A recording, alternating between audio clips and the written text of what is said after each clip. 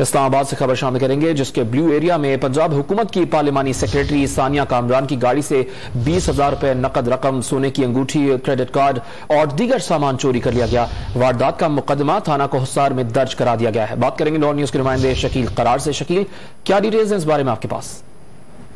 इसमें एफआईआर के मुताबिक पंजाब की पार्लिमानी सेक्रेटरी सानिया कामरान के मुताबिक उनका ड्राइवर की गाड़ी पार्क की ब्लू एरिया में, तो वहां से एक नामालूम शख्स नशरबाजी करते हुए इनकी गाड़ी के अंदर जो ब्राउन रंग का बैग था वो ले गया और उस बैग के अंदर 20,000 से ज्यादा की नकदी, क्रेडिट कार्ड, डेबिट कार्ड और दीगर जो फराई जेवरात थे वो भी साथ ले गया है।